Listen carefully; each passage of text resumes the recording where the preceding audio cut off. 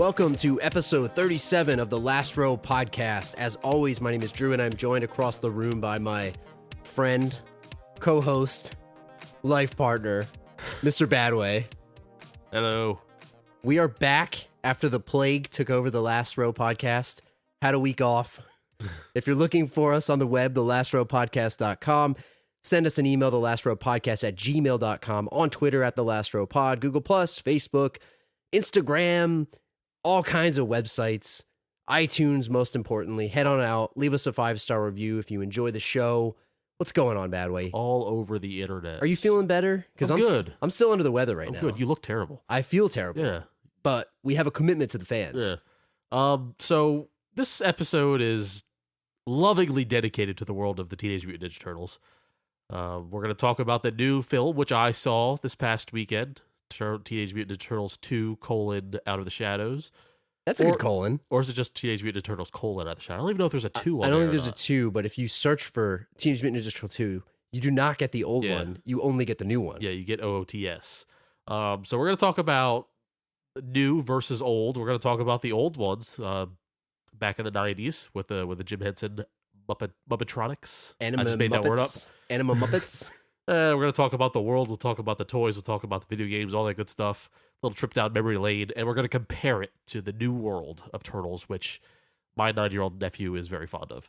And we'll see which is better, kind of. And maybe we can come to a conclusion. Who knows? When we get there, I'm going to ask you if he has an attention span for the old ones. Yeah. I'll hold off. And spoiler alert, listener discretion advised, I might ruin your childhood with some of my hot turtle takes. Are you talking about another Home Alone 2 here? Possibly. I don't know. Another Home Alone 2? I don't want to get flamed out of the podcast world, but I'm going to say maybe some possibly controversial things.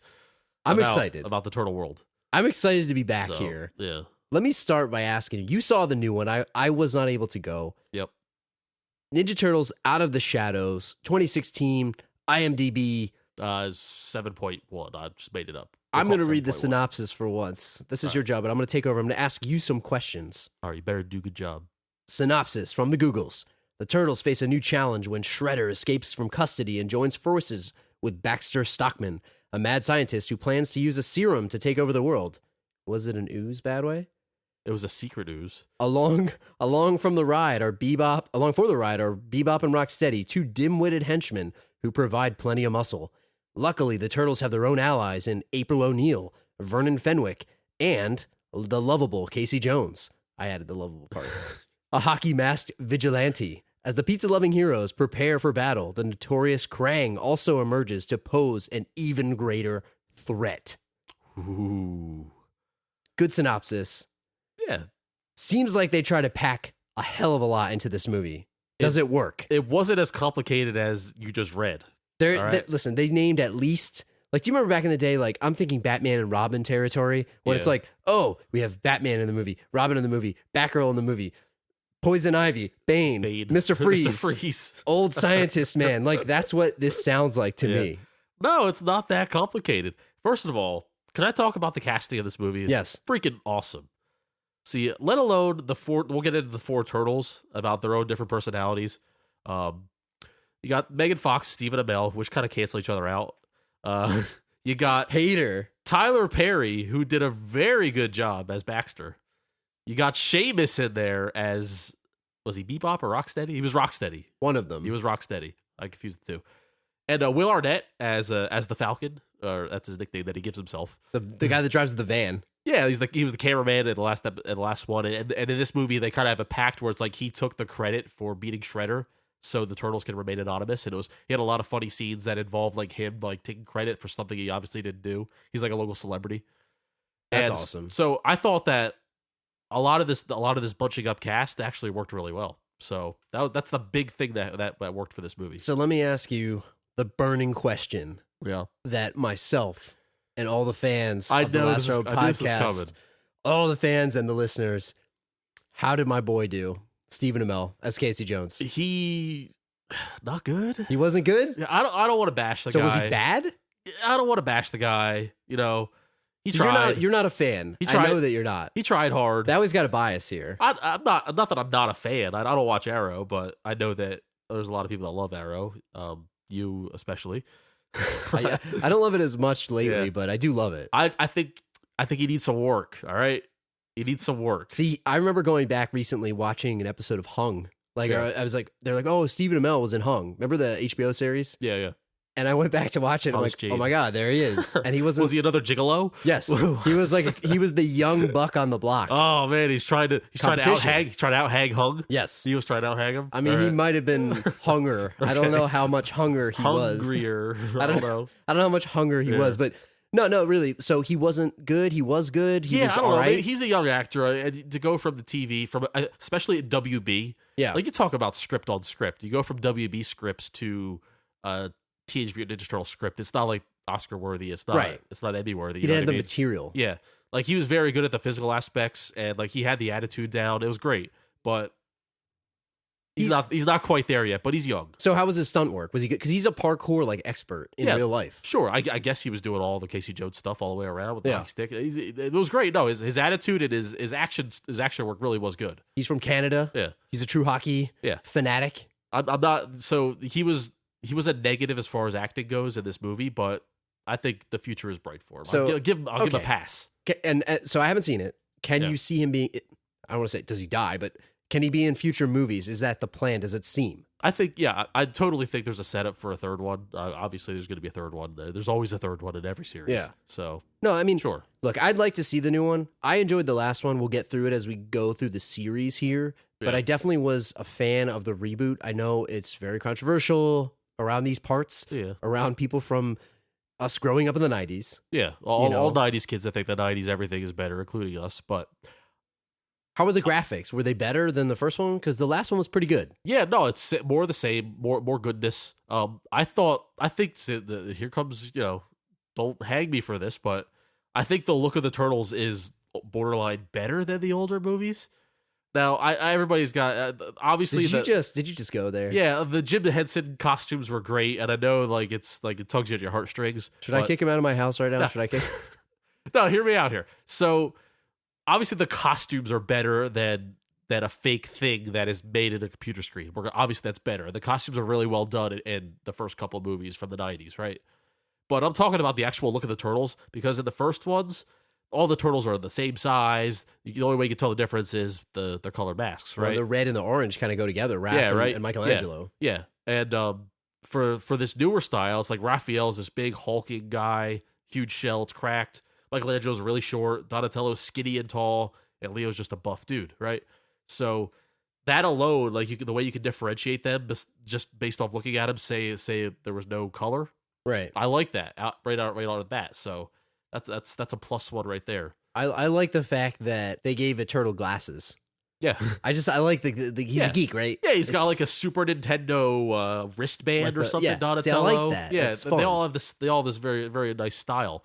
And I thought their van. I don't know what you call it. Their news van or whatever the heck they call it. The Turtles news van. The Turtles news van. I thought that was badass addition to the series.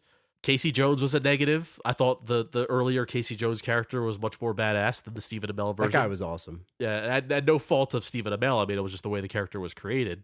And I thought, again, Shredder, that this is a much better Shredder than previous Shredders. Well, that's the thing. People had a problem with William Finkner as Shredder. Like, he's like a businessman. And then he just, by the way, he's Shredder. And he turns into this machine. Yeah, they just completely glossed over that for the second one. So we'll get to it in a second. Yeah. But I did really enjoy the first one of the reboot series, whatever they're calling it these days. Yeah. I bet I would like this one too, because it seems like it's bigger and better. But you give it a seal of approval. Would you tell people to go watch it? I would say definitely go watch it. It's funny. It's definitely kid friendly for sure, but that doesn't mean you can't enjoy it as an adult too. But for example, my 9-year-old nephew, he can watch the older movies and these newer movies, the Bay movies, for the Bay produced movies. Right. I guess we could differentiate them as. Totally better attention span with the newer versions because it's more action packed. There is an adult moment. The fight scenes are definitely way better paced. Let me tell you something about kids these days. I'll go up my soapbox here. Yeah, all right, get off your Kids lawn. these days have OCD when it comes to information, movies. The first couple, they're trying to let the plot develop. Yeah. And I feel like kids, and rightfully so, right? Because technology and all this stuff. Kids don't have the attention span. They just want shit to blow up. They want things to be thrown at them. They don't care about the story, right? Let me ask you, let me counterpoint this. Were you watching 1960s TV shows when you were a kid? No, Right? but I feel like I had no choice but to watch the kids' movies that were given to me. So Yeah. if I had the choice to watch the 1990 version versus this one, if somebody got a time machine and gave me both of these, I probably would like the newer one too. It looks the old one by comparison to a kid would quote look like crap. Yeah, but you can't blame kids these days. That's what I'm saying. So if we give you Tim Burton's Batman and then we give you Adam West Batman as Right. 9-year-old Drew, which one are you going to watch? Which That's what one I'm are you going to saying. say is slow and boring? Right. Yeah. That's what I'm saying. Yeah. Like, I mean, and the 1989 one had Prince songs, which is awesome, course. and it had Jack Nicholson, which is badass. But you're right. No, I'm not saying that kids are wrong. I'm just saying they can't appreciate the old stuff because the new stuff is that much better. Like I can't watch my dad's old TV shows and all that kind of I stuff. thought you were going old man there for a second. I went half old man. You know, I went half old man. But let's keep it moving. Let's jump into the analysis of the old movies. Let's take this through and just look back at the old movies and see how this kind of stands up, right? So think about the new one and the new series, and let's talk a little bit about the old ones. Let's start with Teenage Mutant Ninja Turtles 1 in parentheses, 1990. In New York, mysterious radioactive ooze has mutated 4 sewer turtles into talking, upright walking, crime-fighting ninjas. The intrepid heroes Michelangelo, Donatello, Raphael, and Leonardo are trained in the ninjutsu arts by their rat sensei, Splinter. Is he a rat like he ratted somebody out? He's a rat sensei. What if he ratted somebody out and that's why like he was turned into a rat? Like that was the animal that was chosen for him. Well, hey, Karma. Well, I'm going to stop you right there because I always wondered. See, I never really read the comics. I never did either. So my first introduction was the cartoons and the very first movie. So I don't know how Bebop and Rocksteady became a warthog and a rhino. So in the world of Out of the Shadows, the newest movie, they are exposed to the ooze by Shredder. And what happens is, I guess there's a dormant gene inside of everyone. It's kind of like your quote-unquote power animal, your so to spirit speak. animal? Your spirit animal. So That's pretty awesome. So as you get dipped with the ooze, that's the animal you become, you mutated to, is based off of your gene. So Shredder deserved, or Splinter deserved to turn into a rat. Yeah, because he was a rat. He was a rat. He must have been some kind of dirty rat. Don't they say like in Asian culture, like the rat is the most wise of animals, like the year of the rat? Course. Well, that's definitely wise. So maybe it was really wise. So but if you remember in the first one, though, the origin story, Yeah, he he was, was like, a in the rat in a cage. cage, and He he was was in the learning karate. cage. He learned karate and as he a learned rat. karate as a rat. He was watching his master. Yeah, then he was strolling around in the ooze, and then he grew up. The great like backstory. Yeah. So I'll Sorry. finish this I'm sorry. last sentence here. When a villain rogue ninja who is the former pupil of Splinter arrives and spreads lawlessness throughout the city, it's up to the plucky turtles to stop him. The plucky turtles. So let's give the listeners a little background on how we even decided to do this, right? So just so happened you saw this. Yeah. We were talking about what movie we should do next. And we had this awesome G-Chat conversation, which I just pasted into the notes. Yeah. And I want you to do it because you broke down the plot of the first one, at least Shredder's plot, like so eloquently. Yeah. I feel like you just need to give that to people. Well, you yeah, need to just put it out there. I won't go word for word, but I will basically Just break it down. I came to the realization that Shredder had no plan in this movie. Right. He had zero plan. So what he did was he basically invented a boys club for troubled teens and had them go out and steal wallets and TVs and boom boxes and cigarettes. It's like the anti-YMCA. And then whatever they stole, they ended up like using for their amusement in this warehouse, Skate right? park. Yeah, it was like a skate park. There were arcade machines. They were playing poker, drinking beer, smoking cigarettes, and like that's it. That's all. And every once in a while, maybe one of those kids would learn some ninja stuff and become part of the Foot Clan, which got their asses kicked by the Turtles at every opportunity. I'm pretty sure you said, quote, some of them would train to become ninjas for the foot and fight poorly. That's what you said to me. So that's like a huge negative. Like watching these movies, like I saw this one like a week ago on ABC Family, and it was the first time I've seen it in like maybe a decade. I haven't seen it in a more, long time. right? So I guess I never thought of it. Like he had zero plan. There was no plot to this movie. Zero plot. There was a small subplot about April O'Neil and her boss's kid Danny, who was a scumbag who almost joined the Foot Clan. So doesn't that kid look like he would join the foot? Yeah, He looks like a dirt ball. he's got the red hair going. He's definitely looks like he hasn't showered. Wears the same T2 t-shirts the whole time. Yeah. Like, And Sam Rockwell's in this too, by the way. I had no idea. He's one of the foot soldiers that's like smoking cigarettes. Did he have the mask on the whole No. time? It's Sam Rockwell. No. Yeah, it's like Kevin Nash as Super so Shredder, you had right? no idea. No, it's so Sam Rockwell is in this. He's one of like the leader, like the outcast boys club guys. Yeah. But he has this scummy just mustache, dirt beard. But I mean, so let me talk about the few things this movie definitely has going for it. I love Casey Jones in this. I love the actor that plays him. He plays a cop and everything else.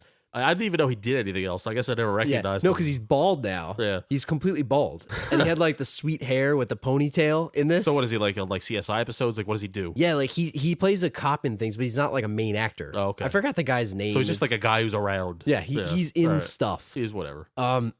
The other thing that I thought was pretty funny about this too is, again, so Shredder has no plan. Yeah. And he dies by falling into a garbage truck. It's pretty bad movie for Shredder, huh? Pretty bad movie. But there's some serious moments to this, right? Like, so Raphael almost dies at one point. Yeah, That's pretty traumatic for kids. April O'Neil's house gets burned down and her antique shop. Very sad. Could you survive if you fell in the back of a garbage truck? Like let's say you let's say you were on the top of a roof and you just happened to trip and you fell all the way down into a garbage truck and Master Splinter pulled the lever, or Casey Jones pulls the lever, and I see your head in the helmet of Shredder get smashed. How did he get out of there? I'm thinking, I never thought of this either, but maybe like he escaped and left his armor to get crushed, like to make you like think. A tarantula when he gets out of the skin. Let me ask you this. Let me ask you this question. So Splinter threw him in the garbage truck. Casey Jones pulled the lever. Who murdered Shredder? Oh, see, yeah, that's right. Who did it? If someone's going to jail, is it Splinter or is it Casey Jones? So did he die on impact? Or does he die We don't upon know. impact? Because Casey Jones pulled the lever like almost right away. All right, let me say this. So they're not going to send a rat to jail because they would send a rat to jail, but not like a gigantic rat. You could cage the rat. You can put him in a cage, I guess. You can cage the rat. But they would send Casey. But here's the question. Is Splinter pissed because he wanted to climb down the ladder and pull the lever himself? Because, it's kind of like you did all the work. Well, the Turtles really did all the work, right? Yeah. But Casey Jones took the pleasure of pulling the lever from him. Was he pissed? Was he secretly mad at this guy who just showed up with a hockey stick? I don't think Splinter wanted to kill him. You don't think so? Not even a little bit? No, I don't think he's that kind of dude. He's like Batman, He just wants to like show him justice. Yeah. Like, I might not kill you, but maybe the dumpster will, and Casey Jones finishes the job. Yeah. Like, I don't have to kill you, but I don't have to save you. Yeah, so bad movie all the way around for Shredder. The other thing about Casey Jones, we talked a little bit about him being awesome, but just the way that he was kind of like this chauvinist was kind of funny. I mean, you can't do that in movies these days. You just can't. Yeah. I mean, but it was kind of funny, like the way he acted like this hot shot, like, hey, toots, hey, babe. Like, it was just kind of funny. Like the way that he was, because he was such just like a womanizer. Yeah, he had the long hair going and all that.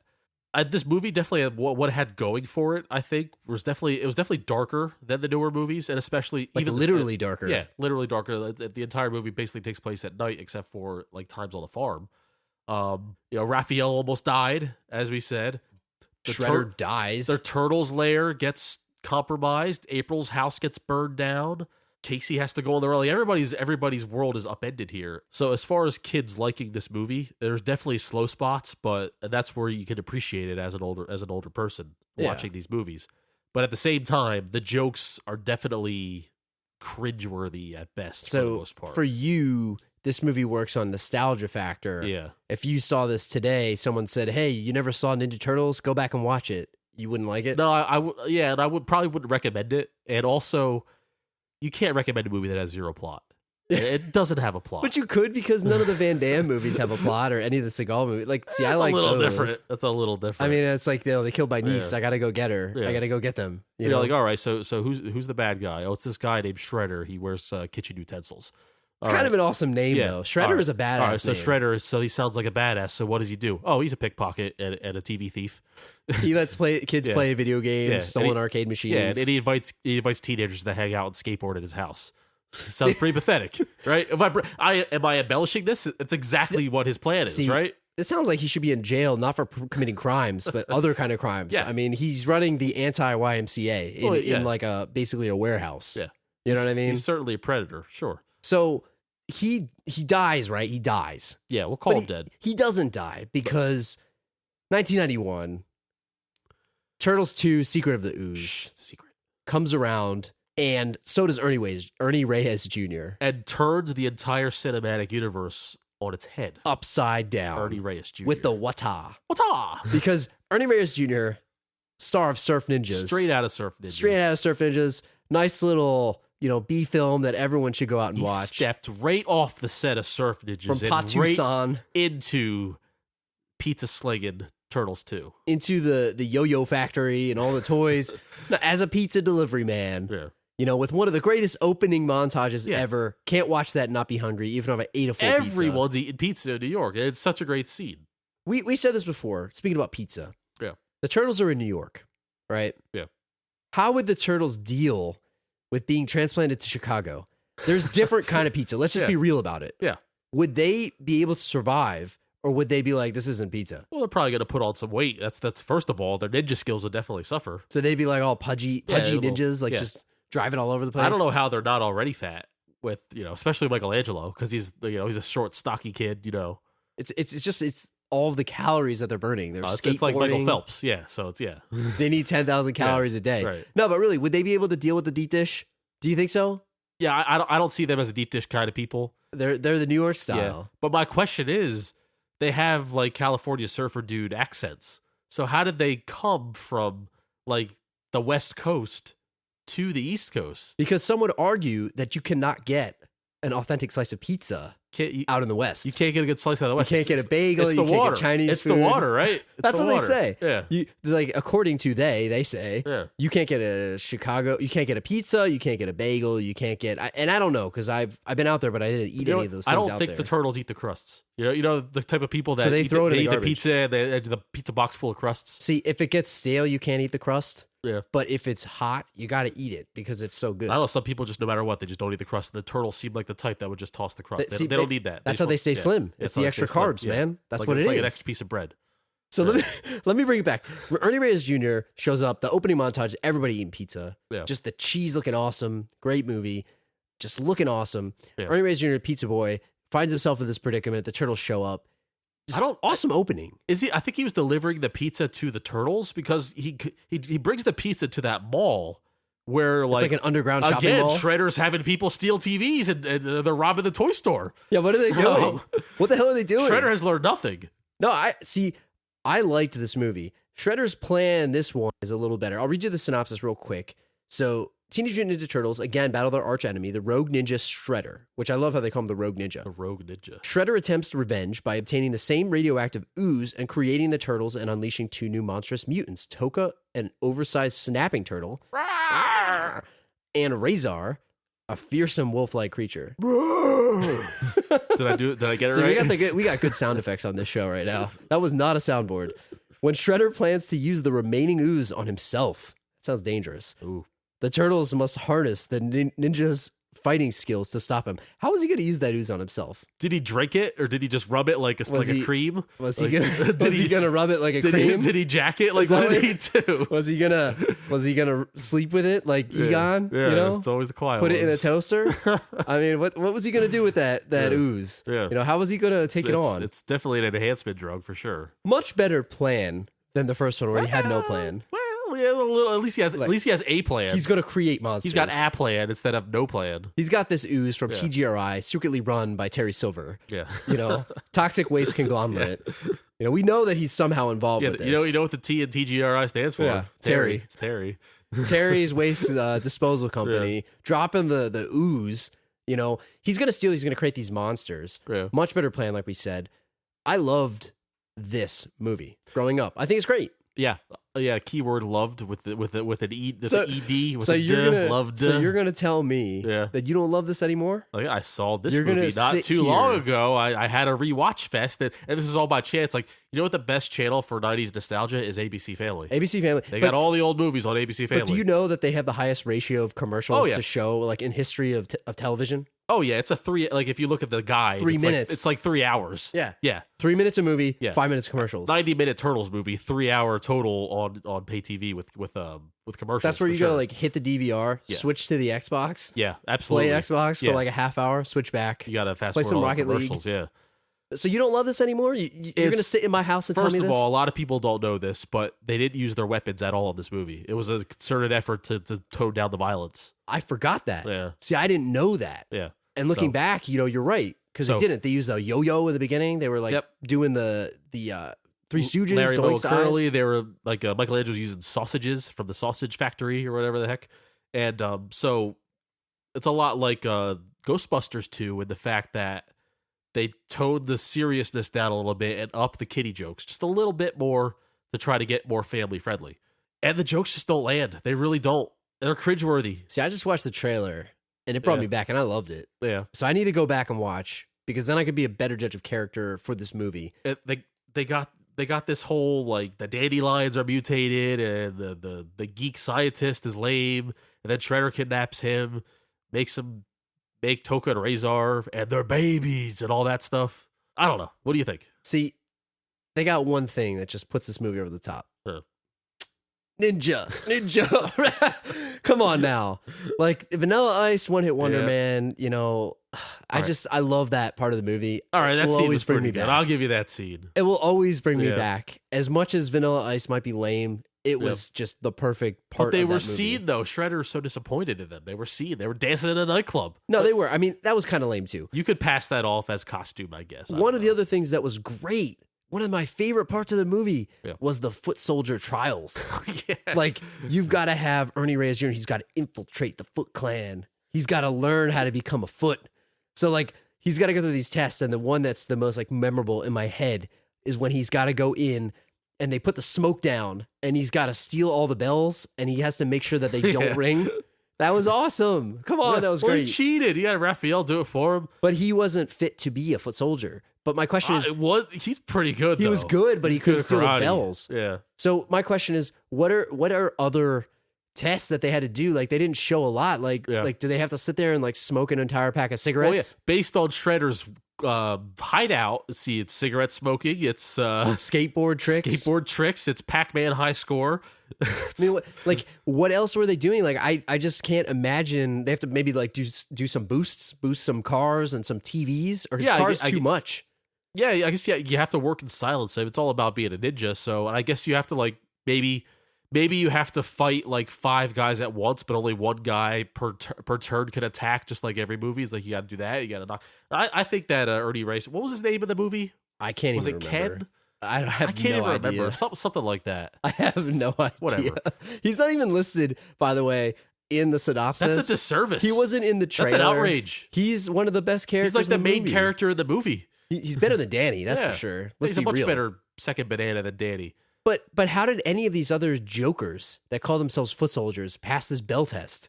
Yeah. Like, I can't see any of these guys actually passing the test. I feel like it's the type of thing where it's like you try multiple times and fail, but they didn't have time for that shit because you got to get in there. Yeah. It's so like Raphael had to cheat for him. See, I like to imagine it's like the trials with the blue flower from Batman Begins. He's got to like take the hallucinogens. Yeah. Maybe that's the 2016 version of the foot soldier test. He's got to become one of the League of Shadows assassins. Got to cut his sleeve. My favorite part of that scene was Raphael was sneaking around that junkyard, like trying to hide and help him like pass the test. And so it's broad daylight. All it is like just abandoned cars and like dirt roads, total wide open spaces, and he's like this big freaking huge green turtle, and he's just hiding behind a car ducking. And like nobody sees him for a long time. Shouldn't he have gotten like the chrome paint from like the new Mad Max movie? Just like sprayed himself to look like a car bumper or something. Yeah, get yourself. You got the shell. You could improvise. And even in the first one, he's got the trench coat on. Like he's put that on something. Can they go in their shells? Can they go in like a real turtle? Sure. But in the movie, can they go? Michelangelo almost got decapitated. That's right. One scene. That's right.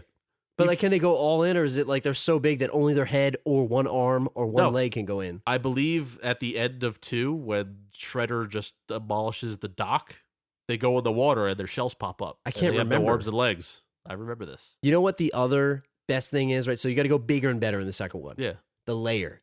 You get that shitty sewer out of here. Yeah, that sewer sucked. And give me the freaking train station. That rat-infested sewer. Talk about a Ghostbuster crossover. That looked like the place where the ooze was flowing, the secret of the ooze, the pink ooze. So it was after Ghostbusters 2. So if it's the same city, that's like the post ooze. New York. It's the post ooze, so it's a nice place though. So did the pink ooze, the negative energy of New York turned into the green ooze that turned into the turtles, like That's very possible. It aged like a fine wine. That is very possible. Like it was the hate stuff that turned Ray into like this like monster when he was like a Vigo. But it's like it turned you into your true self. So now the green ooze is like it's not just good; it's whatever you are inside. So the four turtles must have been good inside, so otherwise they would have been used for evil. It aged like a wine or a cheese. Yes, like it just became like rancid. A cheese. It aged like a fine cheese. It aged. It is like a fine stinky piece of cheese. No, but so the other thing that I love is the layer in the second one. I think it's great. I mean, so you don't love this. You don't love the second one like you used to. I watched the shit out of it when I was younger. Right. But now I was the stupid kid. Now I'm looking back on it, I think. What do you think of the third one? Recent addition to Netflix here. I will honestly tell you, I watched one time in the theater when I was like 10 years old, and that was enough for me. So let me refresh your memory with a little synopsis here. So the first movie came out in 1990. The second one was 91. And you mentioned earlier that they was like played with some distribution rights or something, and that was what the release schedule was like. Yeah, I think they filmed one in like the late 80s, but it took a while for them to A, film and B, release and distribute. So it was kind of like in the can, I think, for a while. So 1 is 90, 2 is 92, or 91, excuse me, and 3 was 1993. Yeah. Reporter April O'Neil purchases an ancient Japanese scepter that can cause those simultaneously holding it in different centuries to switch places in time. When she's transported to 16th century Japan, her crime-fighting pals, the Teenage Mutant Ninja Turtles, pursue her. After landing in the past, the Turtles learn April has been captured by the villainous, I'm not even going to be able to pronounce this, Lord Norinaga. To rescue her, they must team up with the rebel leader, Misu. Can I ask you a question? I'm going to go way off base here and possibly take this podcast to a halt right now. Okay. I'm with you. If there had to be a love scene in one of these movies, which turtle would April O'Neil most bang? Oh, Raphael. Are you sure about that? Because he's the badass. Yeah. Like, put it this way. She might not bang him, but he'd bang her. He would like to. They all want to. I know. But, I mean. Well, she kind of was digging Casey Jones, so she does like the bad boy. That's what I'm saying. Michelangelo was trying the hardest, and that's probably like, he's probably the geek. He was too much creepy. I feel like Raph would be like, he's the badass. He doesn't care. Because he doesn't care. He's fading. He's showing disinterest. He's the shotgun negger. He's going to neg her like shotgun neg or sniper neg, whatever this PUA stuff is. Yeah. You know, these pickup artists. He's one of the PUAs, man. Yeah. She respects Leo too much. That's what I mean. Yeah. Like, he's going to sit there and sniper and shotgun neg her and tell her that she's like not cool or whatever. And she's going to like him more. And that's true. And Donatello is either doesn't have enough self-confidence, so he won't even try, or he's just in the friend zone because he's like a brother. Yeah, that's how I feel. Donatello's like a brother to her. If you really want to add a love scene in this movie, you could recast April O'Neil. Yeah. With someone named April O'Neil. April O'Neil. Okay. And that's all I'll say. Okay. But having said that, I feel like Raphael would be the person that would have a love scene if they needed to. See, my thought would be Michelangelo, just because like he's trying so hard, like he's just going to wear her down eventually. See, you can't, she'd be like, fine. You can't go there because they don't look human, and that is borderline illegal. I'm just saying, she's stuck with them, and now she's going to Japan with them. She's going on trips. I mean, that's like a honeymoon. Things happen, things happen. They went back in time on a honeymoon type thing here.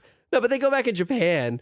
So I saw this in the theater, and I do remember liking it. You said you didn't like it at the time. It's on Netflix right now. Yeah. I would love to watch it. I don't think I would spend the 90 minutes. I don't know if I want to. Yeah. I watched the trailer, and it looked hilarious. Maybe we should do it as an experiment, just to see how far we can get into it. The first question that I have about this is, in the trailer, they show these guys in the animatronic suits, I can't even say it, riding on horses. Now, look. A turtle on horseback. Listen, doing karate moves is one thing. Yeah. A guy on a horse, come on. So not only is he sweating his ass off in this suit, he's getting his like ass pummeled by riding a horse. How does he not? How many times did one of those guys fall off, right? Just imagine the shooting and the guy in the turtle costume just falls off the horse pathetically. Give me the outtakes of this movie. Or imagine one of the actors in the costume is just so pissed off and so grumpy because it's a hot day. He's been in the suit for 12 And hours. they're outside. The horse stinks like shit. The costume stinks like shit. It's so hot, and he's just had enough. He's swimming in the suit. He's gonna probably slide off because it's like he's riding a horse in the suit. Just pretend. He probably hates. He knows this movie's gonna suck. He's just sitting here going, "What the hell am I doing with my life?" I imagine a Bale-like outrage going on. Like, you're gonna tear my lights down in the middle of the scene. It's freaking 150 degrees in this damn suit. This horse smells like shit. Movie sucks. What am I doing with my career? And speaking of horses riding turtles riding on horseback. I'm getting lost here. How would ancient Japanese culture compared to today's culture? We're going to ask the tough questions here today. I like it. So how would ancient Japanese culture deal with the fact that there's a 6-foot turtle walking around? All right, so turtles go back in time to ancient... It's like 1500s, 16th century, whatever 16th it is. century, right? okay. So will they freak out, you're asking? So they're learning that guns exist at this time or whatever it was, right? So the guys trying to sell them cannons and stuff. So they're learning new things are coming out. Yeah. And then they see a turtle walking around and riding on horseback. Well, I think it would be received better than today, this day and age, to see a turtle walking around. Because in this day and age, it's like we base all of our existence on facts and science for the most part. You know, you could talk about the religion thing and you talk about the science thing, but most people, they would see a giant turtle walking around, and when they realize it's not a costume, it would blow their world up. Because it was like ancient aliens. Because, hey, what is possible? If this is possible, what else is possible? But back in those 16th century and beyond, go like the ancient Egypt, all that, even before then, the earlier back you go, the more mythology-based beliefs are entertained. So I think you'd be more accepting of a giant turtle in Japan, ancient Japan. So they're sitting here thinking like the gods of the turtles are back. The gods sent this turtle for some unknown reason. We need to investigate this. They'd be more curious than scared, which we would be scared. So today we would be like, oh my God, how the hell did this happen? Yeah. This can't be real. And then they would experiment on them until they died. Yeah. Which would be sad. Like, I saw a giant turtle, I'd freak out. Like you talk about Splinter, a giant rat. If I see like a larger than normal rat running across the street, like a regular rat, I'm like freaking out. I don't like rats to begin with. Yeah. Imagine a 6-foot rat or like a 5-foot rat. Exactly. But back in the 16th century, where technology is a lot less, you'd be more likely to believe what you believe. So I'll be honest, I don't remember much about this movie. I don't remember a damn thing. I just remember the scepter, and then they were dressed up in stupid clothes. I don't know. Riding horses. But did they eat pizza? And I have a very important question. They didn't have pizza back then. We're talking about time travel here. This is always a mind-blowing topic on the Last Row podcast. Time travel. Yes. Time traveling turtles. Yeah. Did they bring pizza back with them? And if they did they accidentally invent pizza by bringing it back so that they could introduce it so it only exists because they went back? So it could be recreated. I need to create a diagram to explain what I was talking about. So I forget if they had the ability to jump back and forth, or were they stuck in Japan? I can't remember. I feel like they were stuck. So if they were to bring pizza, they would have to have brought it in the original travel. So would it have messed with the space-time continuum? That's what I mean. Like, so does pizza only exist because they brought it back with them? It's a loop. This is, I don't know. So then pizza would become a Japanese delicacy and not Italian, right? Right. The quote unquote. You'd have to Italian. You'd have to go to an Asian restaurant to get yourself a slice of pizza. Yeah. Do you know how mind blowing that would be? Like it's like you go to an Asian restaurant and they're serving pizza instead of the traditional Asian dish. That's the world we live in. That would have been the world. That they introduced pizza to the world. All right, let's think of it that way, and it's like a loop. That's what I'm gonna pretend. I like it. Other than that, I don't remember much about this. Like the butterfly effect. I can't tell you if this was good or not. It's probably not. But it's good. bad because like if they would have brought the original pizza, say they brought it like a slice from 1993 New York, right?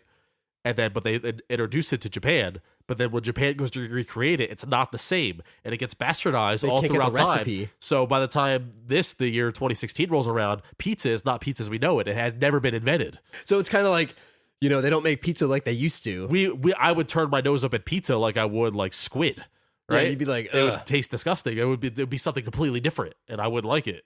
You just blew my mind here right now. This is what I'm saying. It's like, on the West Coast, like we said before, can't get a good slice of pizza outside of 15th century feudal Japan. Man, they really don't make them like they used to. That's what I'm saying. So I don't remember much about this. We could just skip it. I mean, we talked about it a little bit, probably too much. Yeah. Go back on Netflix. If you're daring and you have 90 minutes to kill, just go watch it. You write into us. Let us know if it's any good. I'll wrap it up with long story short. Like I said, I saw it in the theater. I was 9 years old. I didn't like it when I was 9. So if the target audience didn't like it, then it's probably a bad movie to watch as an adult. Okay. I mean, if anybody has the balls to go back and watch it and you got the time, go back and watch it. Let us know if it's any good, because I'm not going to spend the time. Please review it and let us know if they brought pizza. Yeah. Let us know if they brought pizza, because we need some help with this research. Yeah. So jumping on, the next one in the series is TMNT, the 2007 animated release, which kind of kicked the reboot of the series back off. It brought things back. It was kind of like a continuation, sort of. Yeah. I don't know. I remember seeing this back in college when we went up to the theater up there, and I just remember I didn't really like it that much. So the real title of this movie, I remember, if I recall correctly, was TMNT: Raph's Gonna Raph, right? Yeah, Raph's Gonna Raph. That's pretty much the title of this movie. It's exactly the title. I'll give you a quick synopsis. Splinter, the rat sensei, senses something amiss in New York City. His disciples, Leonardo, Donatello, There's too many Raphael. S's in this thing. This is like a tongue twister. Hold on, let me run that back. Rat Sensei senses something amiss. His disciples. Splinter, the sensei, senses something amiss in New York City. His disciples. My de-esser is going to go nuts there with that. Leonardo, Donatello, Raphael, Michelangelo have grown apart since their last adventure. The teenage terrapins must somehow renew and strengthen their bond if they are to have any hope of defeating an evil industrialist's army of ancient monsters. Terry Silver? It must... Dude, he has his fingerprints all over this series. Mutations, toxic waste. What if Terry Silver is the boss of the world? Yeah, the final boss of the world. Like, what behind every evil corporation, I like to think that Terry Silver has dipped his beak into. Listen, if he's got time to take off to terrorize a teenager, he's going to terrorize some teenage turtles. Yeah. If you're an evil industrialist, it's got to be a Silver disciple or Silver himself. I mean, this movie, I don't remember much about it, honestly. Yeah. I just remember that I didn't really like it that much because I thought it really played up, like you said, Raph's gonna Raph. Yeah. He's so emo. It's like, how many times can we see him? Nobody likes me. I go on my own. It's just... I mean... Why are you the leader, Leo? Bleh. And we've seen these days, you can make an animated film for adults and children alike. Yeah. You can enjoy all these movies. The Disney Pixar ones, they all do a really good job. This one just did not do it for me. Nah, it was kind of, We don't need to talk about the movie much, but the topic that comes to mind is kind of the cartoon, since it was animated, right? Animated, yeah. So we know that after this came out, the new cartoon came out on Nickelodeon.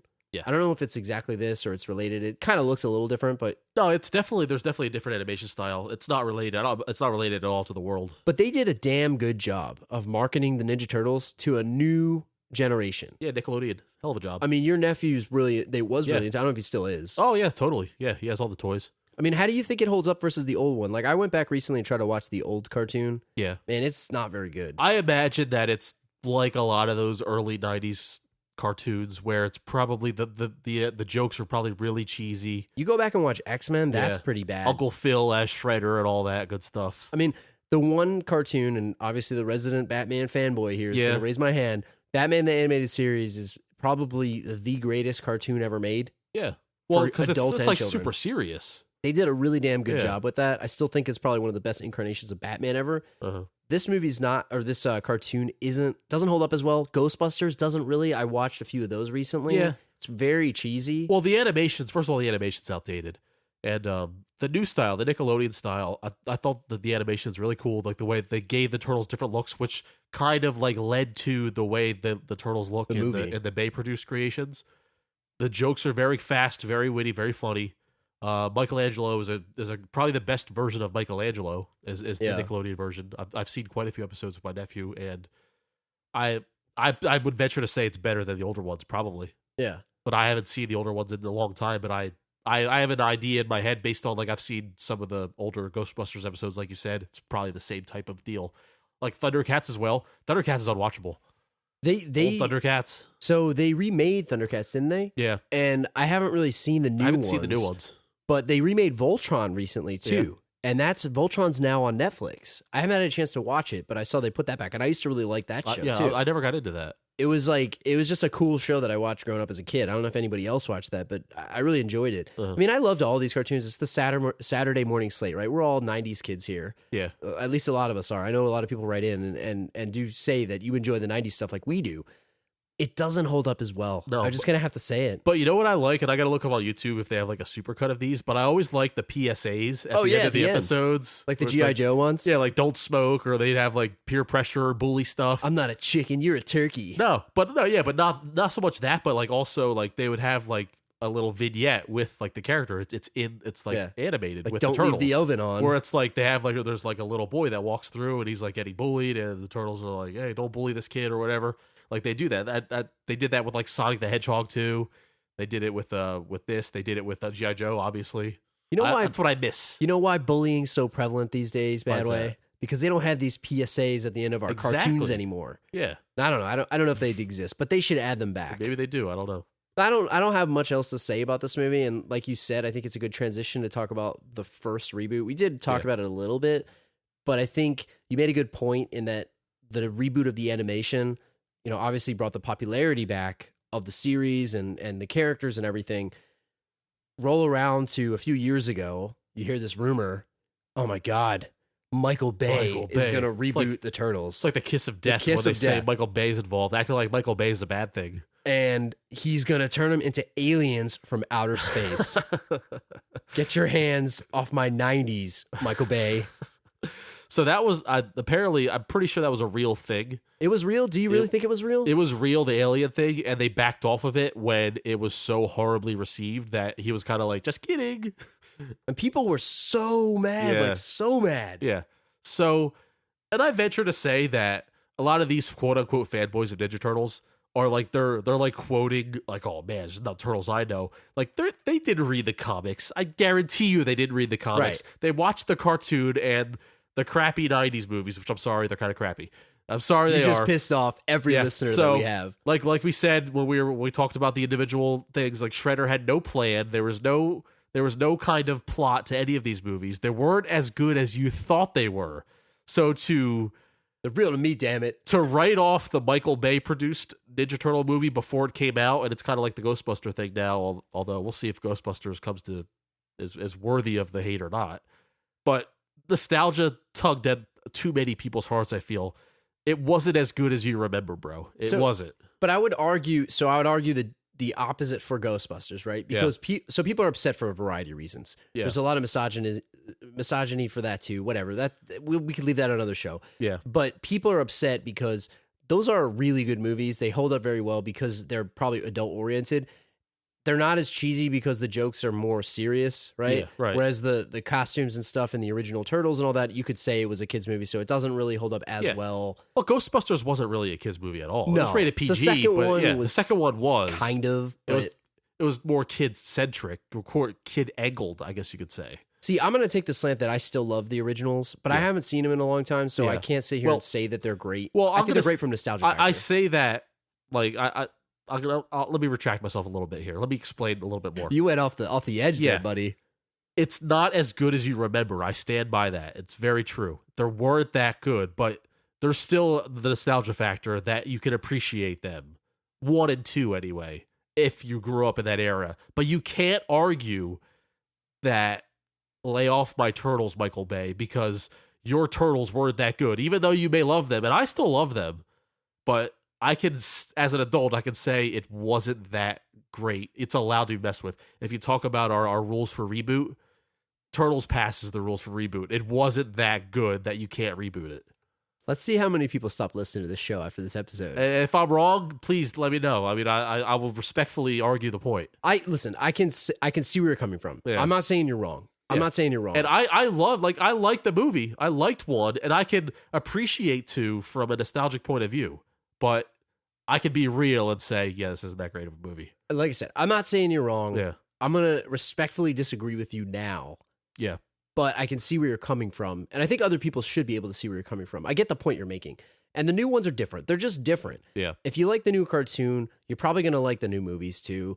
It's people that say that the new one was bad. I mean, let's look at it in a vacuum. Okay, I went to watch it. I remember we went 2 years ago to, we saw to go watch the theater. Yep. I was thoroughly entertained. Sure. I had zero expectations going in. I'm one of the people that I am tired of the Transformer movies. I saw 1 and 2, and I haven't paid attention to any of the other ones.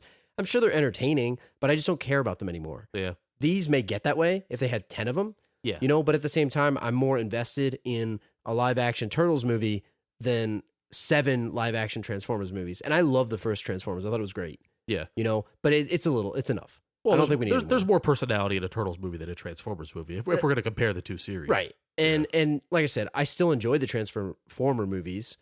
I enjoy this too, but I did really enjoy the first one, the reboot of this. I just thought it was a good movie. I liked Will Arnett. I think Megan Fox was all right. She didn't hurt the movie. And the Turtles were great, like the voices. I thought they did a good job, and the CG was pretty good.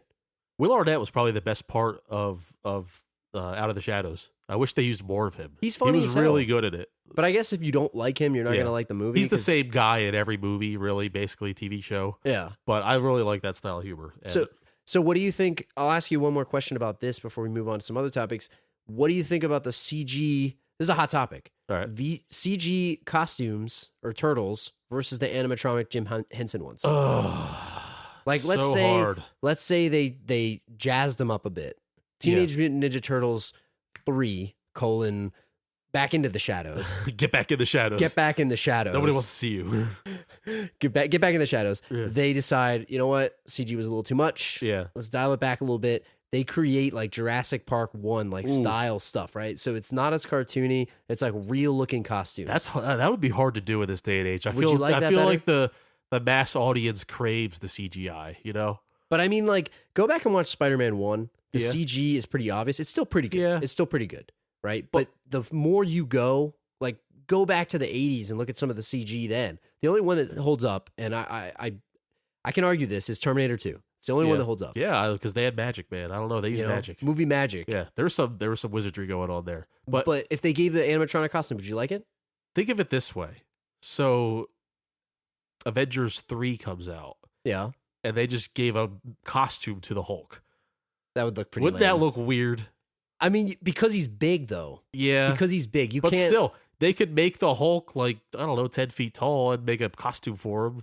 They could put the freaking guy that is 1-1 in Game of Thrones. Oh, sign yeah, him that's up, true. You He could be the Hulk. But it's like, wouldn't that look weird? They should just spray painted the guy green. It's like Lou Ferrigno back in the old show. It doesn't match this day and age. You can't do it. But the turtles are different because they're smaller. Yeah, no, but they shouldn't be. Like I said before earlier, I like that they're different sizes. Raphael's this huge, buff, hulking guy. Yeah, and Michelangelo's a little smaller, and the other I like the different facts. See, I wish they would have had the hindsight of that for the older movies because I loved the puppetry and I thought it was fantastic. Like, it doesn't look bad watching it now. The first ones, the look of the turtles, which it could have looked really bad, like 20 years later. Imagine if they went with CG back then. It was 26 years ago. It would be unwatchable. It should look terrible, right? And it doesn't. It really doesn't. So I give them credit for that. Even Toka and Razor from 2, it should look bad. It doesn't. It doesn't. See, that's a good observation. Yeah. I liked where you're going with that. Yeah. But that's the truth. I mean, I think they could do a costume. It probably wouldn't be as good as the CG, but it would hold up better in the future. Yeah, but you have to go CG. But yeah, I guess if you watch Out of the Shadows 25 years from now, wherever we go as far as CG in the future, you're going to be in the movie. It might look weird. You're going to be VR in the movie. It might look unwatchable the way like graphics in the 90s look for a lot of crappy movies. You're going to be in your flying car watching a movie with your VR headset on while the car is flying you to your destination. No, so I think we talked about all the movies.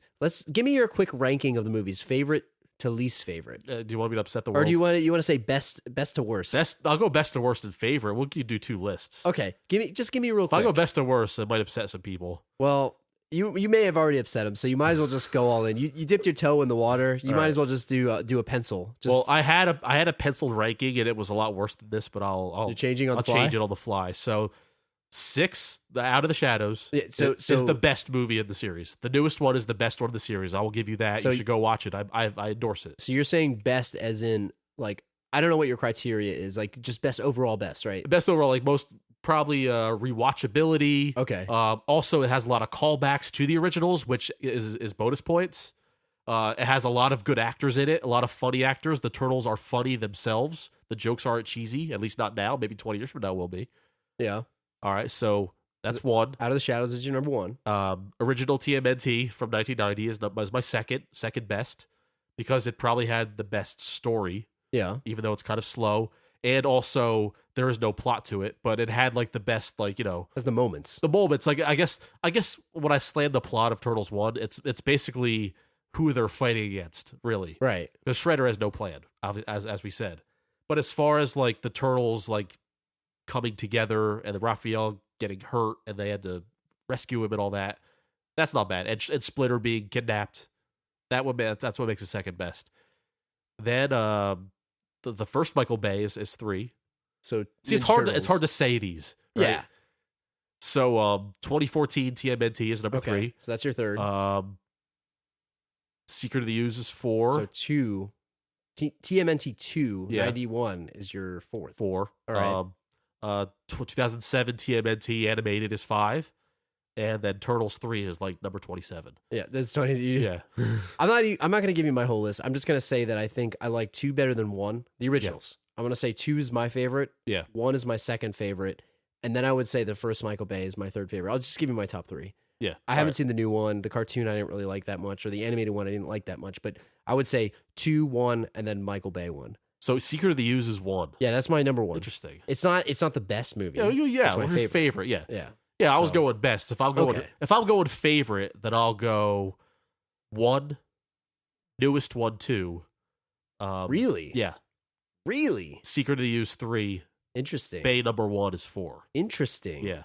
Interesting. If you would have asked me 20 years ago, Secret of the Ooze is the greatest movie I've ever seen. Because you've seen it 100 times. It's like, when I was a kid, I loved Batman Forever. Yeah. Batman Forever is a terrible movie, but it's like, you love it at the time, right? Because it's all you got. I had the VHS. It was white and it had the 2 on it. Oh yeah, and it was like protruding. It felt like a turtle shell. Oh yeah. At the case, I would just touch the case while I was watching it. I'm really curious what everybody listening's rankings are. Write into us, the Last Row Podcast at gmail.com, at the Last Row Pod, Facebook, whatever, wherever you want to post it. You know where we are. Write in. I want to hear everybody else's rankings, because I'm really curious if it holds up with what we like. And if you've seen the new one, let us know what you think about that too. I haven't seen it. Badway's seen it. But I'm really curious what everybody else's rankings are. And again, to be clear, the newest one is the best one ever. But according the first to Badway, one is my favorite one. Okay. So let's clear we'll that see. up. We'll see if people agree with you. We'll see. But before we wrap up, we got a few loose topics here. Wanted to talk to you a little bit about, we're talking about the franchise of Turtles here. Yeah. Let's talk about a little bit about the toys. Ooh. Because we can't talk about living in the 90s without talking about the awesome toys. Oh, man. That everybody had. You got the Ghostbusters, you got the Batman toys, but you also got the Turtles, man. Oh, big market. What did you have? Did you have anything that you loved? Any special toys? The Turtles franchise was probably my most toyed toy as a kid, right? I had it all. I had the house, I had the sewer. I had the Technodrome, which was a hot item. I never had that. I remember being at Toys R Us, and there was the Technodrome, and then there was the NES, the Nintendo. My sister wanted the Nintendo, and I was begging for the Technodrome, and we couldn't get both. And obviously, the Nintendo won, and I was so mad at my sister for blocking me from getting the Technodrome. Do you understand that she opened your world? By giving you that Nintendo? And I remember the Technodrome was like $70, which back in the early 90s is freaking expensive. It's a lot of money. Yeah. So thankfully we got the Nintendo, which turned into it changed my life. Right. So you're looking back. You better call her up right now after the show. You better text her and tell her. So a year later, I ended up getting the Technodrome as my huge, big only present for my birthday. And so did you have grateful. The van? Did you have the pizza shooting van? I had the pizza shooting van. I had maybe 5 different iterations of the 4 Turtles. You had the original, you got the sports ones, you got the PI ones, you got... That's the best part about toy lines. Yeah. And look, I don't think they make them like they used to. Here's another old man moment from old man Drew. Yeah. I'm in my 30s now. I got to start talking about this stuff. But I don't know. They kind of do that now. But seriously, if a movie comes out, you go look at the toys, they are such crap. Yeah. They don't make them good size. They just... unless you get the adult versions of them. Right? But I love the old toys. They had the lines and everything. Yeah, I will say, because I went on a shopping spree of TMNT back in 2014 when the movie came out for my nephew. The new ones, they did a very faithful job of trying to they paid homage kind of to the Capture older toys. The magic. Yeah, they're the same size and they kind of move in the same ways. That they're very similar. So I do give them credit for that. Well, and I think another thing about just toys in the 90s, and kids again are spoiled these days. You want that Such rare an old man thing to say. You want that rare Donatello? Yeah. Go on eBay. Yeah. How much you want to pay for it? Yeah.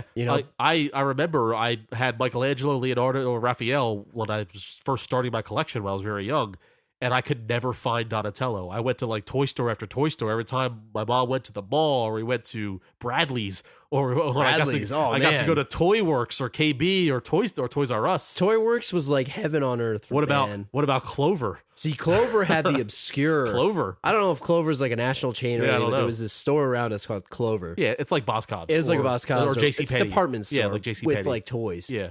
But man, I'm telling you, you gotta go up to the corner. Yeah. And you got to the counter and you got to ask them like, so when's your shipment coming in? I could not find Donatello for the longest time. And I remember finally, it was like the happiest day of my life. Finally found him. See, I still buy stuff now and I buy it in the store too if I see it. Yeah. But let me ask you, like, were there guys like us back then that were taking the toys from the kids because they want to put it in their basement? Absolutely. So we're competing against the guys. They could drive. We couldn't drive. We had to. You had to ask your mom or your grandma to take you. You had to wait when your mom needed to buy like a plant or something to go to Clover. That's what I'm saying. I mean, and especially back then there was some like pretty obscure ones, but like you look at they came with the little paper, the Hasbro paper. Yeah. You got to look through the book. I remember the Terminator toy lines and all that stuff, and they had the different Jurassic Park ones. You flip through the book. Oh yeah. It came with that, and you could see all the obscure stuff you could never get. Yep. The Ghostbusters, same thing. Same thing.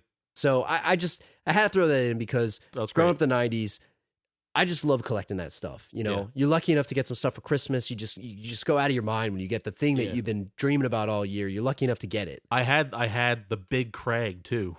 Oh, dude! See, I wanted that. So I had the big Krang. It was like the big costume. Yeah, it was like bigger than like it was. I don't know. It might have been a foot tall. Or not, maybe like 2 feet tall or something like that. So you mentioned bigger than the other toys. You mentioned Nintendo.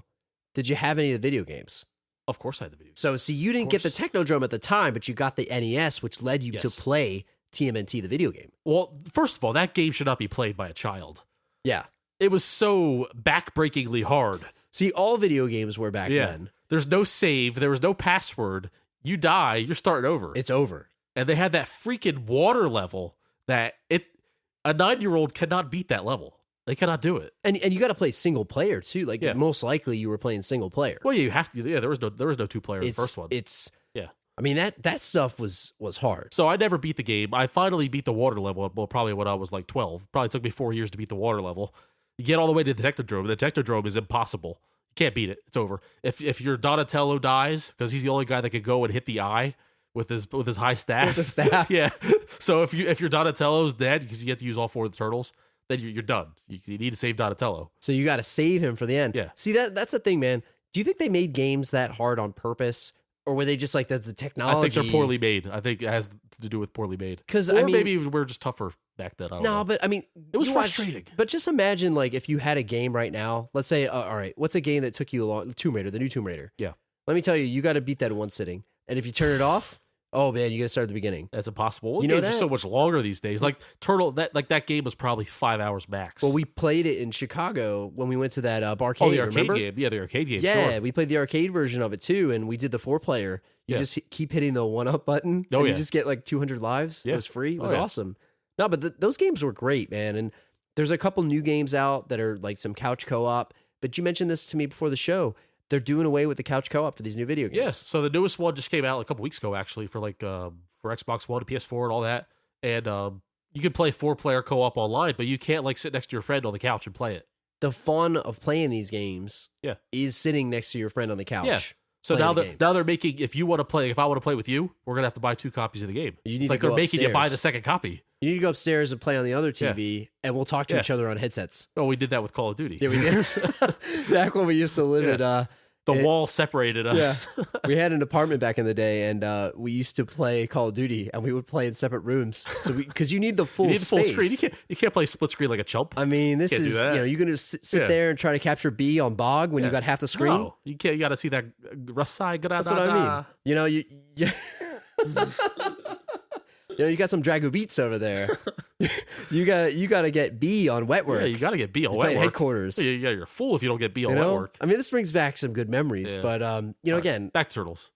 They do make video games better than they used to. Yeah, that's not something they don't do like they used to. But Turtles in Time was possibly the was- best Turtles game of all time. That was one of the best Super games Nintendo. of all time Yeah. in general. Up there with X-Men 2 Clone Wars. Oh. Love that game. So before we go, let's just simply let's rank the Turtles. What's your turtle ranking? All right, I'm going. Oh man, I'm going Michelangelo. I'll go before you go. All right, This is the total package. So we're going like personality and fighting skills and maybe cool weapons, coolness of weapon. Okay. All three of them rolled right. into one. Go ahead. All right, I'm gonna say Michelangelo number one because he's funny, he's got some skills, and he's got the nunchucks. Yeah.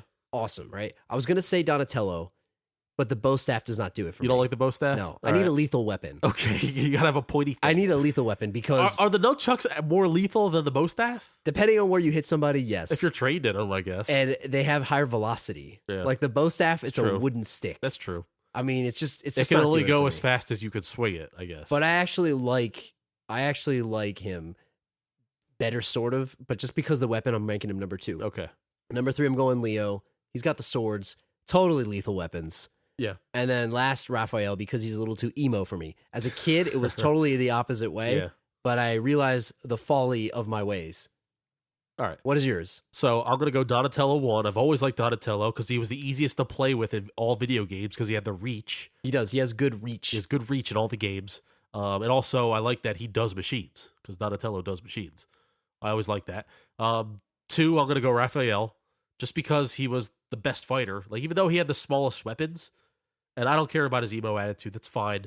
You'll forgive it. Yeah, I'll forgive it. Just he's such a badass. If there was a rumble of all 4 turtles, he would definitely win. He's got So, the attitude. Yeah. 3, I'm going Michelangelo. He kind of annoyed me a lot, but he was cool in his own way. And then 4 is Leo, just because I hated him. You didn't like Leo? Leo is kind of borderline more whiny than Raphael because he's always trying to get everybody in line. Yeah, and he he's has that. Come on, guys. He's No. like Cyclops in the X-Men. Yeah. Like, who cares? I've had enough of Leo. So that's see my you. ranking. I see you. Yeah. I think that's a good way to end it. But before we leave, we got a couple more things. This is Yeah. a long episode. Yeah. Sorry in advance. It's worth it. But we're not sorry. It's worth it. We missed last week. Yeah, we got to make up for Yeah. it. You know what I mean? Jumbo-sized episode. We forgot one, maybe 2, but we forgot one for sure. Yeah. Teenage Mutant Ninja Turtles, The Next Mutation, Fox, 1997, 1998. Go, Badway, go. So we had to look this up on YouTube because we just like spit it out of the recesses of our memory that this existed. Because I don't remember watching this fully. Like maybe I checked in on it for like an episode and realized that it was a piece of crap. It was pretty bad. Yeah. So we were watching a clip on YouTube of it. It's a live action TV show from Fox, and they had like a female Ninja Turtle. They brought her in. Did we catch her name? I think I don't remember. it was like Venus or something. I think it was Venus. She had she had a V. She had a V on her belt, so her name was Venus. I remember that. I don't remember. Yeah. So, and it was just god awful, and it was just like kind of creepy, right? Well, they changed the look of them, but See- not in a good way. See, that's what I'm saying though. See, as time went on, 97, That's the new animatronic. it's new animatronic. The newer it gets, the creepier it looks. So why don't you just make it on computer?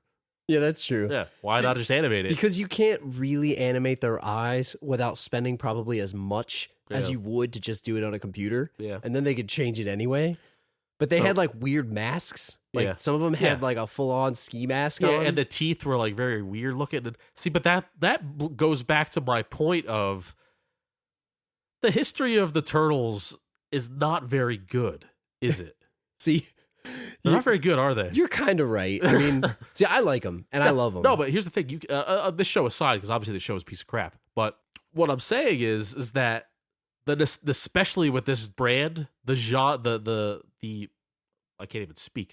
The nostalgia is way stronger than the quality. The quality, exactly, Okay. exactly. And maybe that show, maybe the show shows people that that's Yeah. the truth. They look back on it not fondly because it was like 7 years later. Yeah, So I haven't really watched any, so I can't sit here and say that it was so bad. I just know Yeah. that the internet says it's bad, so yeah. whatever the internet says must be true, Yeah. right? Well, again, I remember I was probably 1997. What was I, like 12, 13 years old? It was on Fox. Yeah, I remember watching like one episode and be like, yeah, I don't really care about this. So like they tried to bring the magic back because Turtles was for all intents and purposes over at that point. Right.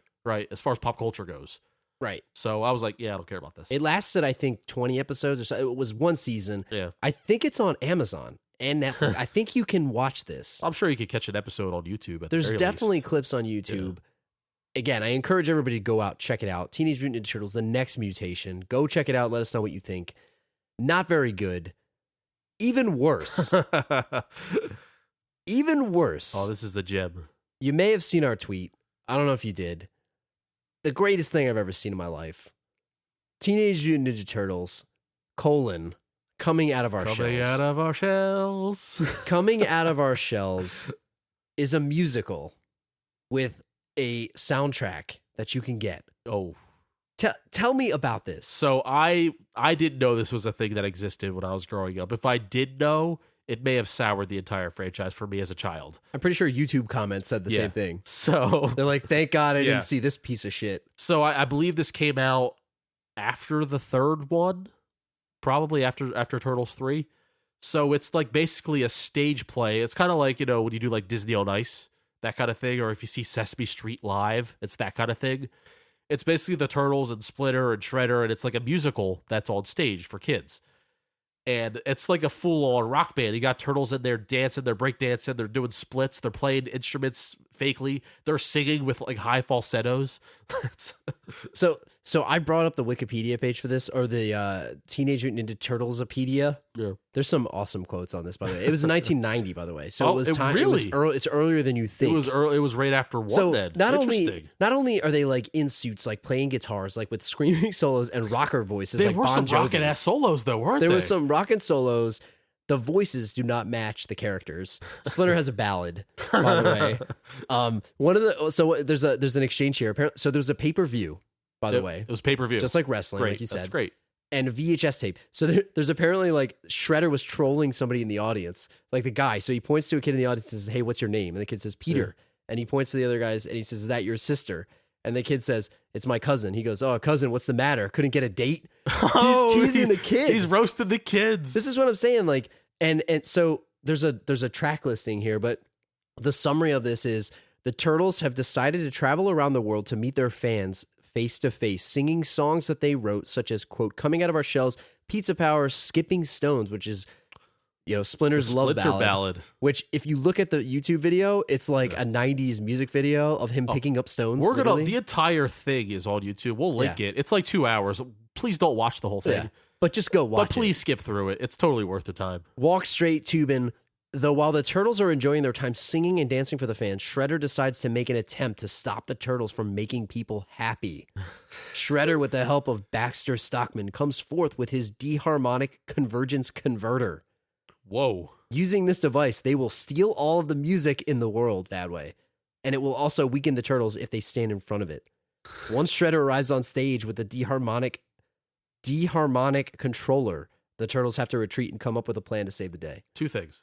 Yes. First of all, it's the second most evil plan, aside from only when Mr. Burns decided to block out the sun, so everyone had to use nuclear energy. Right. So it's right under that. And number two, possibly the best plan that Shredder ever had. It's based on these movies. It's his best evil plot. Stealing the music of the world. So an evil plot is better than no evil plot. So this is the best evil plot he's ever had. Do you know what his song is in the movie? What is it? Or in this performance? It's called "I Hate Music." They have songs. I mean, he has a song called "I Hate Music." He's got to use music to show you how much he hates music. What kind of song do you think it is? Oh, I know it's a rap. It's a rap. It's a hip hop song. They have the Foot Clan. They come out and they have some ballin' ass moves. Oh, the Foot Clan is like bored to break dance. That's right? what I mean. Yeah, they have like the slippery outfits where they can do the spins and stuff. I mean, there's a song here called "Coming Out of Our Shells" rock version. The rock version. So you got to imagine that the solo on that song is got to be face melting. I gotta admit, if I had this like on my phone or like on a CD, I would probably pop it in my car and blast it just once, just to hear it out, right? Oh, and so a lot of these people have singing voices and they have real voices. And the guy who does Leonardo, the voice is the guy who does Liquid Snake in Metal Gear Solid 1, Cam Clark. See, I was hoping it'd be somebody like Scott Stapp, like back in the day, like his first gig before. I'm looking at some of these names, and I have it on the like I said on the Wikipedia page. The picture of Shredder is just hilarious. Like his whole face is open. I'm going to show you this from across the room. I don't know if you can see this. I'm going to zoom in on this. Can you see that? I'm going to tweet this. We've been to Halloween parties where people have dressed up in Shredder that look a lot better than that guy does. One of our friends dressed up as Shredder. It was awesome. Yeah, much better than that guy right there. And that guy went on tour for many cities dressed up like that embarrassing monstrosity. So like we said, we will tweet this. Yeah. It's everybody's homework to go out and watch this thing. Just do it. Trust me. You don't have to watch the whole thing, but just watch a clip. Just page through it, click the clip. Let us know what you think. And yet another reason why it's not as good as you thought it was. The entire world of Ninja Turtles. But that's enough Turtles for one day. Maybe enough Turtles for the entire year. We'll see. So, I'll have to see it. So let's wrap it up with an iTunes review. We get another iTunes review. So this one, coincidentally, comes from a man named Raphael. So you say this every week, but we do not make this up. We do not write this. Thank you, everybody that's leaving us these reviews. This Raphael is spelled with an F, not a PH. So okay. He writes, very well done. If you're wondering whether or not this podcast is any good, stop. Download the Mighty Ducks, 50 Shades, and Home Alone episodes to see for yourself how hilarious this podcast is. Thank you, Raphael. Drew and Badway are incredibly likable and down to earth, so it feels like you're listening to your friends discuss excellently awful movies, and we haven't even mentioned the games yet. Altogether, my favorite podcast, surprise, of 2016 thus far. But what do I have to do to get Rookie of the Year and Ready to Rumble reviews? You don't have to do anything because I think we should do those. Yeah. Oh, yeah. I've been wanting a Ready to Rumble episode since day one. But I think there might be like 2 other people that want it. That's why I'm hesitant to bust it out. Because Raphael requested, I feel like we definitely should add it to the list. Rookie of the Year, we've been talking about doing for a long time. We could totally do Rookie of the Year. Yeah. I mean, there's so much to talk about. Maybe we could bust it out for the World Series or something when the baseball playoffs roll up. Yeah, let's do it. Yeah. I mean, Gary Busey throwing his arm out every time he pitches. It's great. Yeah. So, yeah, thank you, Raphael, for leaving that review. If anybody else wants to leave us a review, iTunes, go out and search for us, The Last Row Podcast. Yeah. We promise we'll read it on air. Thank you, everybody. We've gotten so many reviews over the past few weeks. Honestly, sincerely want to thank everybody. We really do appreciate it. We can't do this show without everybody listening. So, honestly, it feels nice that people are enjoying the show. And I feel weird, like, reading off a pat on the back, but I just want to, shed some light on the people who took the time to write the review, and we'll shout it out on the air. It just feels appropriate. But again, I feel strange just patting myself on the back, but I'm glad that people are liking it. It's more to say thank you, I think, than again the pat yourself on the back. Because when we started this, we thought maybe just our friends would listen and then they'd stop listening after 3 episodes. But here we are, episode 37. Yeah, so who knows? When we hit 50, maybe we might have to pat ourselves on the back because that's a long time. And I think we're up to like 700 followers on Twitter, so a couple hundred more, and we got a split coming, right? Oh yeah, you got a Jean-Claude Van Damme split coming. We do actually. Oh my god, I better start practicing. Yeah, we have. This is like 36 reviews. I think. What did I say when we got to 50 or 100? I thought it was 300. I thought it was 1,000 Twitter followers. I don't remember. I don't remember what it was. I thought it was reviews. If we get 100 reviews, I'll do a split. All right. I'll do a split on camera, and I will tweet it. I'll put it on Vine, whatever. You can loop it. You can loop me ripping my pants. We'll do it. Maybe Dad will do it too. Let's make it 50. 50 reviews? We'll make it 50. 50 reviews? Let's get 13 more splits by the end of the year. Do you think we get 13 more? I feel like this is like in the 40-Year-Old Virgin when he's like, how about 3 dates? I'll top you. How about 5? Yeah. How about 20? How about 20 dates? How about 20 dates? No, yeah, okay. Right. All right, 50. I'll do 50. Is we saying 50? Yeah. So if we get to 50 reviews, right? You don't even have to write it down. It's recorded. Yeah. We will both attempt a Jean-Claude Van Damme split. As a thank you. On video. Yeah. And we'll tweet it out. We'll put it on Vine. You can watch us basically tear our groins. But we will do it. Yeah. Mark it down. All right. So thank you, everybody, for listening, as we said multiple times. But we can never thank you enough. If you're looking for us on the web, thelastrowpodcast.com. thelastrowpodcast@gmail.com. We got some emails. Thank you, everybody that's written in. Sent us some love. iTunes, like I mentioned. Please leave us a review. Anywhere you're looking for us, just do a Google search. We're out there. And again, thank you so much. And we'll be back with a new show next week. And that does it for us. So really, you think it's Raphael with April? Oh yeah. Oh, I feel you're like, right though. I feel like you can't do it. No, but like he's the I don't care. It's the I don't care. It's the laissez-faire attitude that is going to make her more attractive.